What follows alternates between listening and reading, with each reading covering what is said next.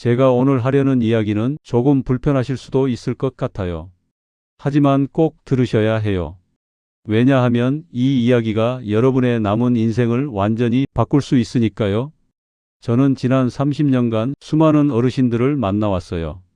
그 중에는 건강검진을 열심히 받으시다가 오히려 병원 신세를 지게 된 분들을 너무나 많이 보게 된 거죠. 성실하게 검사받고 의사 말씀 잘 듣고 자식들이 시키는 대로 다 하셨는데 결과는 예상과 정반대였던 거예요.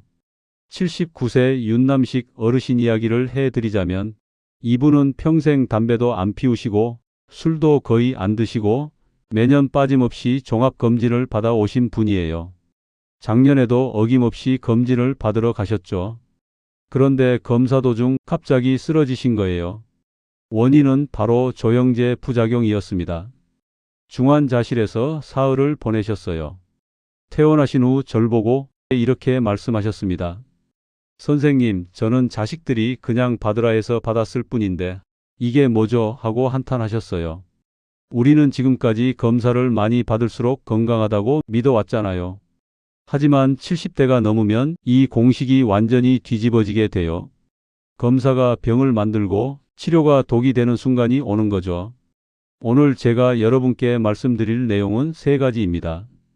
첫째, 70대 이후 절대 받으면 안 되는 검사 5가지입니다. 이 검사들은 의사들도 자기 부모님께는 권하지 않는 거예요. 그 이유를 정확히 알려드릴게요. 둘째, 왜 증상도 없는데 검사를 받으면 오히려 위험한지 의학적 근거를 쉽게 풀어드릴 거예요. 셋째, 반드시 받아야 하는 생명을 구하는 검사가 뭔지 이것만은 절대 놓치시면 안 됩니다. 이 영상이 여러분의 노후 건강을 완전히 바꿔놓을 거라 확신합니다. 불필요한 검사로 고생하지 않고 진짜 필요한 것만 챙기면서 편안하고 건강한 노년을 보내실 수 있습니다. 지금 바로 구독 버튼과 좋아요 눌러주시고 이 영상을 부모님과 친구들에게 꼭 공유해 주세요. 구독은 무료입니다. 그리고 끝까지 집중해서 들어주세요. 여러분의 노년의 건강이 달린 문제니까요. 그럼 시작해 볼까요? 많은 분들이 궁금해 하시는 게 검사가 나쁘다니 그게 무슨 소리야? 하고 말씀들 하세요. 검사는 병을 찾는 건데 어떻게 해로울 수 있냐는 거죠. 여기에 큰 오해가 있습니다. 60대, 70대, 80대의 몸은 고장난 기계가 아니죠. 세월이 만들어낸 자연스러운 시간의 변화입니다.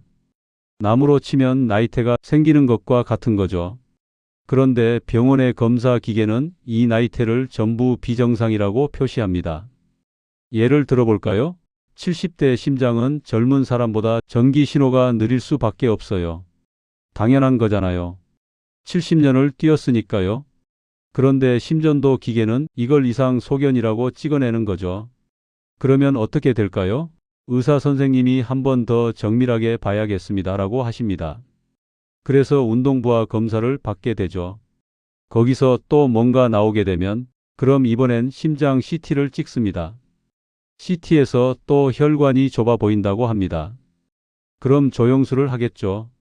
조영술 하다가 혈관이 막히거나 콩팥이 나빠지는 경우도 있습니다. 이게 바로 폭포수 효과입니다. 한번 검사가 시작되면 끝없이 이어지게 되는 거죠. 처음엔 아무 증상도 없었는데 검사를 거듭할수록 몸은 점점 망가지고 멀쩡한 사람이 환자가 되는 거예요. 미국의 한 연구 결과를 보면요. 70세 이상 무증상 노인을 대상으로 건강검진을 한 그룹과 안 한 그룹을 10년간 추적했어요. 결과가 어땠을까요? 검진을 받은 그룹이 오히려 입원율이 높았고 약을 더 많이 먹었으며 삶의 질이 낮았던 거예요. 수명 차이는 거의 없었던 거죠. 왜 이런 일이 벌어질까요? 이유는 간단해요. 증상이 없는 노인의 검사 결과는 10개 중 8개가 거짓 신호이기 때문인 거예요. 진짜 병이 아닌데 병으로 보이는 거죠. 그리고 그 거짓 신호 때문에 진짜 부작용을 겪게 돼요. 한의학에서는 이런 말이 있어요. 노인의 몸은 약한 게 아니라 느린 것이다. 빠르게 반응하지 않는 것뿐이지 균형은 스스로 잡아간다는 거예요. 그런데 우리가 자꾸 건드리면 오히려 그 균형이 깨지는 거죠. 그래서 오늘 제가 말씀드리는 5가지 검사는 증상이 없을 때 받으면 절대 안 되는 거예요. 이제부터 하나씩 정확히 알려드릴게요. 첫 번째로 피해야 할 검사는 소변 세균 검사예요. 특히 아무 증상도 없는데 예방 차원에서 받는 경우예요. 76세 홍정자 할머니 이야기를 해드리자면 할머니는 병원에 정기검진 가셨다가 소변이 조금 탁하게 보인다는 말을 들으신 거예요. 불안해진 할머니는 소변 검사를 받으셨고 거기서 세균이 나왔던 겁니다. 의사 선생님이 항생제 드세요 라고 하셨대요. 할머니는 아무 증상이 없으셨는데 소변 볼 때 아프지도 않았고 열도 없었어요. 그런데 세균이 나왔다니까 불안해서 약을 드신 거예요. 2주 먹고 다시 검사했더니 또 세균이 나온 거예요. 그래서 또 항생제를 드시고 1년 동안 이렇게 2번이나 항생제를 드시게 된 거죠. 그런데 그해 겨울에 진짜 방광염에 걸리게 되신 거예요. 소변 볼 때 칼로 베는 것처럼 아프고 열이 38도까지 오르기까지 한 거예요. 병원에 가서 약을 받아 드셨는데 효과가 없었죠. 다른 약으로 바꿔도 마찬가지였어요. 결국 입원 치료를 하실 수밖에 없으셨죠. 원인이 뭘까요? 바로 내성균 때문이었습니다. 증상도 없을 때 항생제를 먹는 바람에 정작 필요할 때 약이 듣지 않게 된 거죠. 여기서 중요한 사실을 말씀드릴게요. 70대 이상 어르신들 중에 10명 중 4명은 평생 소변에 세균을 갖고 살아가세요. 이 세균들은 해롭지 않습니다. 오히려 나쁜 세균이 들어오는 걸 막아주는 파수꾼 역할을 하는 거예요. 이걸 한의학에서는 정상균총이라고 해요. 우리 몸에는 좋은 균과 나쁜 균이 함께 살면서 균형을 이룬다는 거죠. 그런데 항생제를 먹으면 좋은 균까지 다 죽여버리는 거예요. 그러면 내성이 강한 나쁜 균들이 자리를 차지하게 되는 거예요. 그래서 이렇게 기억하십시오. 소변 검사는 열이 있거나 통증이 있을 때만 하는 거라고요. 열 없고 아프지 않으면 세균이 나와도 그냥 두는 게 맞아요. 굳이 치료하려면 항생제가 아니라 물을 많이 드셔야 해요. 하루 1.5리터에서 2리터 정도요. 물은 소변을 묽게 만들어서 세균을 자연스럽게 씻어내야 하는 거예요. 크랜베리 주스도 좋습니다. 방광벽에 세균이 달라붙지 못하게 하거든요. 이게 진짜 예방인 거죠. 증상도 없는데 항생제 먹는 건 예방이 아니라 독이 되는 거예요. 네 번째로 피해야 할 검사는 증상 없음에도 받는 심전도 검사예요. 73세 박도남 어르신 이야기를 해드리자면 이분은 가슴이 답답하거나 숨이 찬 적이 한 번도 없으셨어요. 그냥 정기검진 차원에서 심전도를 찍으셨는데 결과지에 부정맥 의심이라고 나온 거예요. 의사 선생님이 좀 더 정밀하게 봐야겠다고 하셔서 운동부하 검사를 받으신 거예요. 러닝머신 위에서 뛰면서 심장을 체크하는 검사죠. 거기서 또 이상 소견이 나오신 거예요. 그래서 이번엔 심장 CT를 찍게 되셨어요. CT 결과 혈관이 조금 좁아져 있다고 나온 거예요. 막히기 전에 미리 치료하는 게 좋다는 말을 듣게 되신 거죠. 그래서 혈관 조영술까지 받으시고 결국 스텐트를 넣게 되신 거예요. 시술은 성공적이었습니다. 그런데 어르신은 퇴원 후 절 찾아와 이렇게 말씀하셨어요. 시술 전보다 나아진 게 뭔지 모르겠어요. 원래도 안 아팠는데 이젠 약만 잔뜩 먹게 됐네요. 여기서 핵심을 말씀드리자면 70대 이후 심장은 전기 신호가 느려지는 게 자연스러운 거예요. 또한 심박수도 불규칙해질 수 있고요. 이건 고장이 아니라 나이 드는 과정이라고 보시면 되는 거죠. 한의학에서 심장을 군주지관이라고 부릅니다. 모든 장기의 왕이라는 뜻이에요.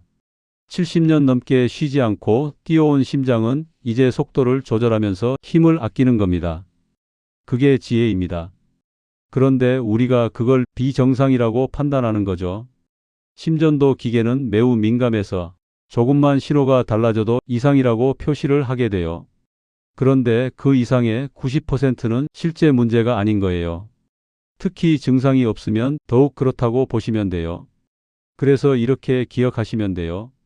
가슴이 조이거나 숨이 차거나 심하게 두근거리는 증상이 있을 때만 심전도를 찍으면 된다.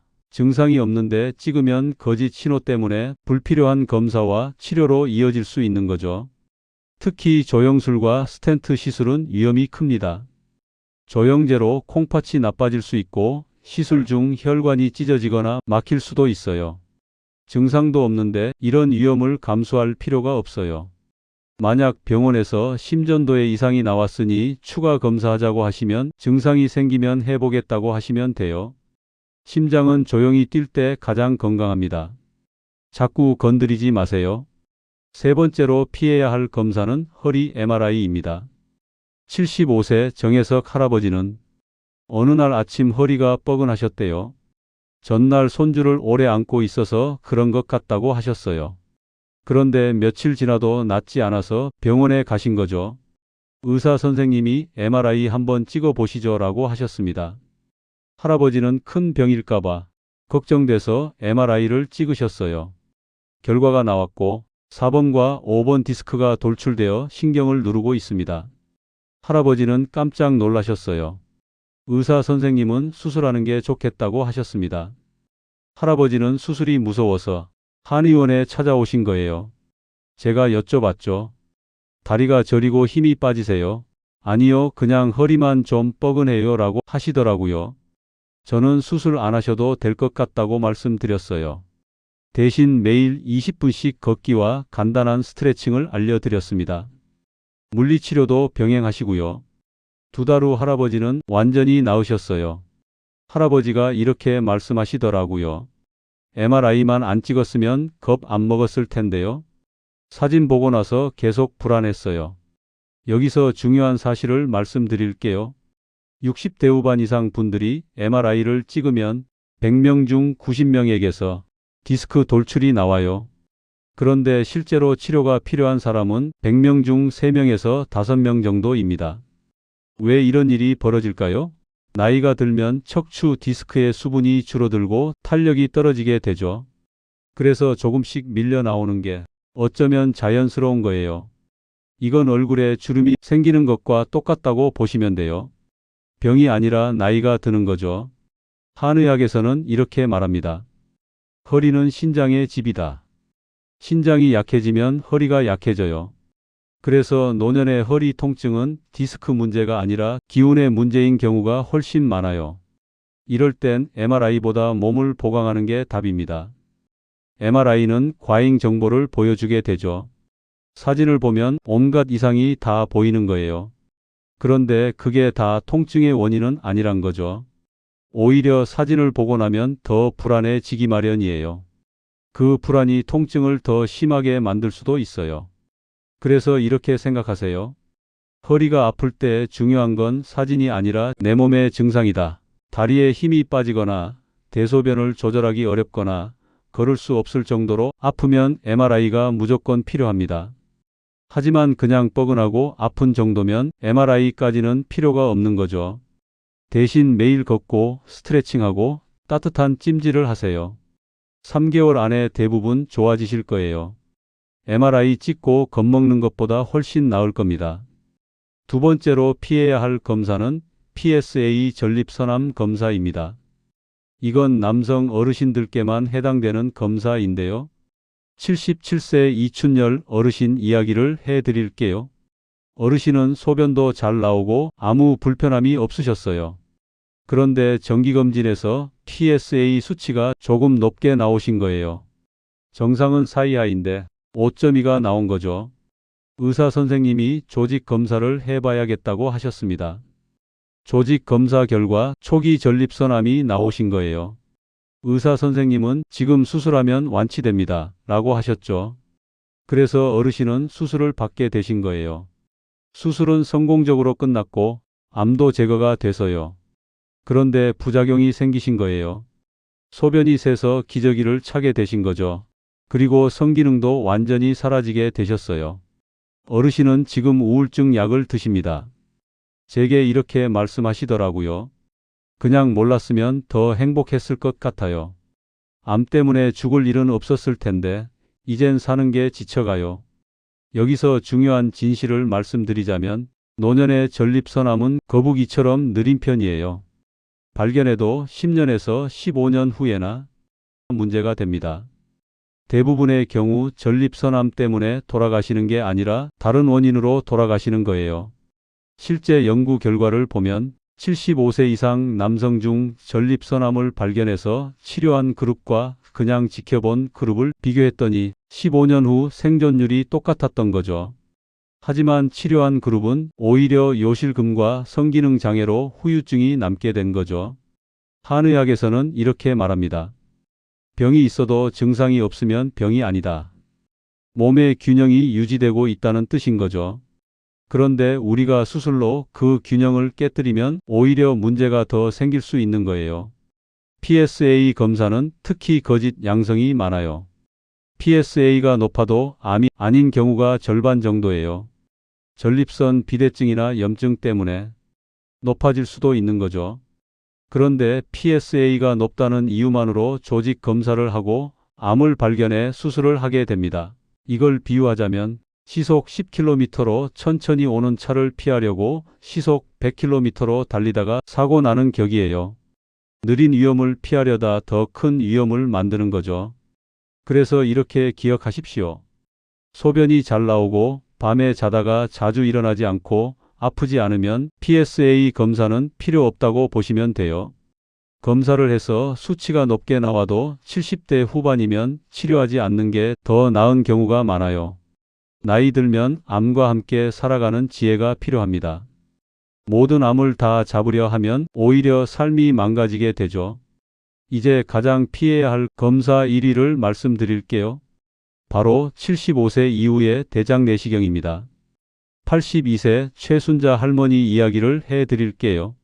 할머니 자녀분이 엄마 건강 챙겨야지 하며 대장 내시경 예약을 잡아드린 거예요. 할머니는 변비도 없고 혈변도 없고 배가 아픈 것도 아니었죠. 그냥 안 해봤으니 혹시나 하고 한번 받으라는 딸의 권유였어요.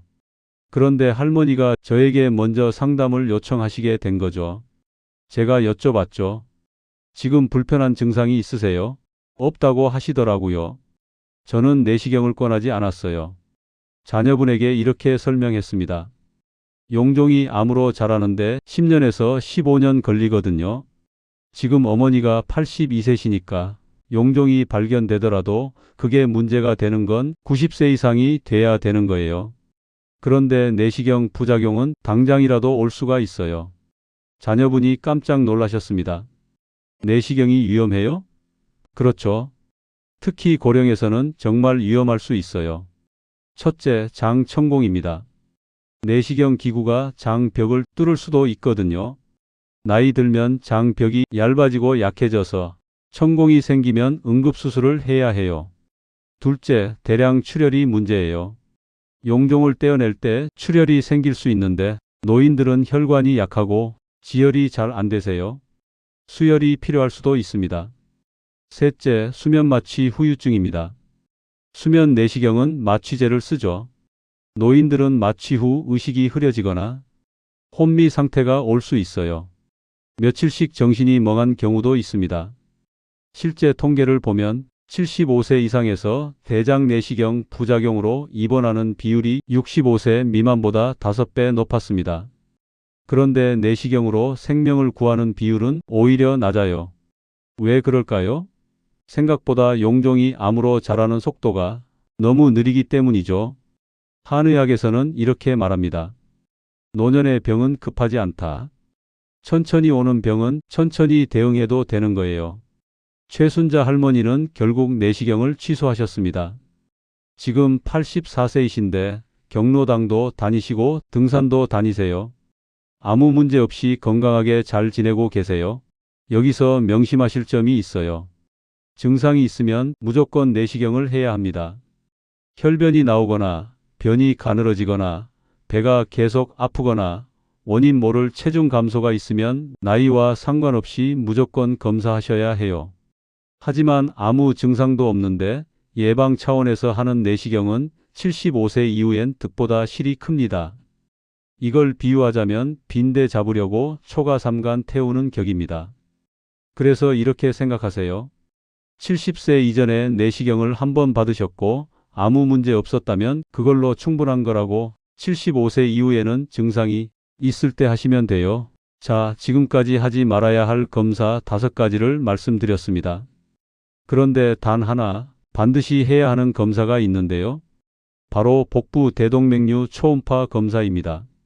72세 김옥준 어르신 이야기를 해드리자면 어르신은 평소 건강하셨습니다. 배도 안 아프고 아무 증상이 없으셨어요. 그런데 아들이 아버지 이 검사 한번 받아보세요 라며 복부 대동맥류 초음파를 권했습니다. 어르신은 나는 괜찮은데 뭐 하러라고 하셨지만 아들이 워낙 권해서 검사를 받으셨어요. 결과가 나왔는데 대동맥이 풍선처럼 부풀어 있으셨어요. 정상은 2cm인데 5cm였던 거죠. 의사 선생님이 지금 당장 시술해야 합니다. 터지면 생명이 위험합니다라고 하셨습니다. 어르신은 깜짝 놀라셨죠. 왜냐면 아무 증상이 없으셨으니까요. 결국 시술을 받으셨고 혈관 안에 인공 보형물을 넣어서 부풀어 오른 부분을 보강하는 시술이었습니다. 시술 후 어르신은 건강하게 회복하셨어요. 어르신이 이렇게 말씀하시더라고요. 초음파 검사가 내 목숨을 살렸어요. 아들 말 들은 게 천만다행이라고요. 대동맥류가 왜 무서울까요? 터지기 전까지는 증상이 전혀 없거든요. 그런데 일단 터지면 10명 중 8명이 돌아가십니다. 병원까지 가는 것도 어렵고 그만큼 치명적입니다. 그런데 미리 발견하면 90% 이상 살릴 수 있어요. 시술도 간단합니다. 배를 크게 가르지 않고 다리 혈관을 통해 들어가서 하는 시술이라 회복도 빠른 편이에요. 누가 위험할까요? 65세에서 75세 남성, 특히 흡연 경험이 있으신 분들입니다. 담배를 피우면 혈관벽이 약해지고 대동맥류 위험이 5배 높아집니다. 고혈압이 있어도 위험해요. 한의학에서 대동맥을 생명의 큰 길이라고 부릅니다. 모든 피가 지나가는 중심 혈관이라고 보시면 돼요. 여기에 문제가 생기면 온몸이 위험해지는 거죠. 그래서 이 검사는 무조건 확인하셔야 해요. 검사 방법은 아주 간단해요. 배에 초음파 기계를 대고 5분 정도 보기만 하면 됩니다. 아프지도 않고 방사선도 없고 부작용도 전혀 없어요. 비용도 저렴합니다. 3만 원에서 5만 원 정도예요. 복부 대동맥류 초음파는 반드시 해야 합니다. 특히 65세 이상 남성분들, 담배 피우셨던 분들, 고혈압 있으신 분들은 꼭 한번 받으세요. 정상이면 5년 후에 다시 받으시면 되고 이상이 있으면 의사 선생님 지시에 따르시면 됩니다. 이 검사 하나가 여러분의 생명을 구할 수 있어요. 병원에서 검사를 권유받았을 때 반드시 물어야 할 질문 3가지입니다. 이 질문만 하면 불필요한 검사의 80%를 걸러낼 수 있습니다. 첫 번째 질문입니다. 이 검사를 하면 제가 더 오래 살 수 있습니까? 이 질문이 핵심입니다. 검사의 목적은 생명을 구하는 것입니다. 만약 의사 선생님이 글쎄요 하거나 확실하지 않습니다 라고 하시면 그 검사는 필요 없을 가능성이 큽니다. 두 번째 질문입니다. 치료 효과가 나타나려면 몇 년 걸립니까? 이것도 중요합니다. 예를 들어 어떤 암 치료가 효과를 보려면 10년 이상 살아야 한다고 칩시다. 그런데 지금 나이가 80세라면 그 치료가 과연 의미가 있을까요? 오히려 부작용으로 남은 시간을 힘들게 보낼 수 있습니다. 세 번째 질문입니다. 증상이 생겼을 때 해도 늦지 않나요? 이 질문이 결정타입니다. 대부분의 노년 질환은 천천히 진행됩니다. 증상이 생긴 후에 검사해도 충분히 치료할 수 있습니다. 만약 의사 선생님이 증상 생기면 해도 됩니다 라고 하시면 지금 할 이유가 없는 겁니다. 그리고 검사를 권유받으면 꼭 물어보십시오. 의사 선생님도 나쁜 의도로 검사를 권하시는 게 아니에요. 아, 이 환자분은 정말 필요한 것만 하시려는구나 하고 존중해 주십니다. 한의학에서는 이런 말이 있습니다. 아는 것이 병을 이긴다. 우리가 알면 불필요한 치료를 피할 수 있습니다. 그래서 여러분이 이 3가지 질문을 꼭 기억하시고 실천하시길 바래요. 이제 마지막으로 진짜 건강을 지키는 방법 3가지를 알려드릴게요. 검사 안 해도 건강하게 사는 비결입니다. 첫 번째, 매일 단백질을 드세요.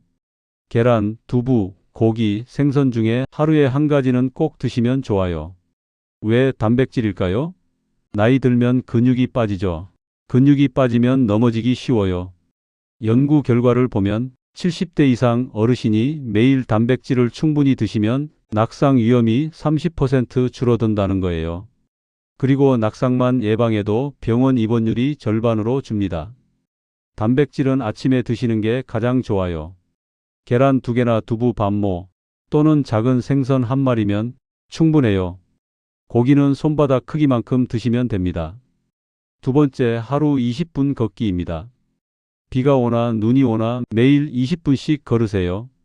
걷기는 만병통치약입니다. 심혈관이 좋아지고 뇌가 맑아지고 관절이 부드러워집니다. 특히 걷기는 무릎에 무리를 주지 않으면서도 근육을 키웁니다. 움직이면 기와 혈이 흐르게 돼요. 앉아만 있으면 혈이 막히고 막히면 병이 생기게 되죠. 걷기는 속도가 중요한 게 아니에요. 천천히 걸어도 됩니다. 중요한 건 매일 하는 거예요. 평생 하세요. 이것만 해도 검사 10개보다 나아요.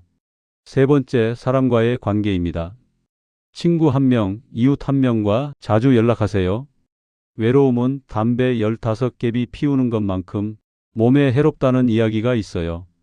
반대로 친구 1명과 자주 대화하면 수명이 7년은 늘어나게 돼요. 검사 100개 받는 것보다 친구 1명이 더 중요하단 거죠. 한의학에서 마음이 편하면 몸이 편하다고 합니다.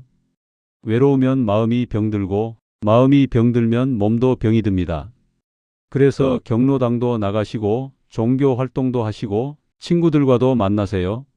이 세 가지만 하세요. 단백질 먹고 매일 걷고 사람을 만나세요. 이것만 하면 검사 없이도 90세까지 건강하게 사실 수 있어요. 저는 수많은 어르신들을 만나왔습니다. 건강하게 오래 사시는 분들은 검사를 많이 받는 분들이 아니라 이 세 가지를 실천하시는 분들이었죠. 여러분의 몸은 고장난 기계가 아니에요. 70년, 80년을 살아온 소중한 기록입니다. 그 기록을 존중해 주세요. 검사로 불안해하지 마시고 증상이 있을 때만 병원에 가세요. 이 영상이 여러분과 여러분 가족의 건강을 지키는 데 도움이 되시길 바랍니다. 이 영상을 부모님께, 친구분들께 꼭 공유해 주세요. 그리고 구독과 좋아요 눌러주시면 더 좋은 건강 정보로 찾아뵙겠습니다. 건강하게 오래 사시길 바랍니다. 감사합니다.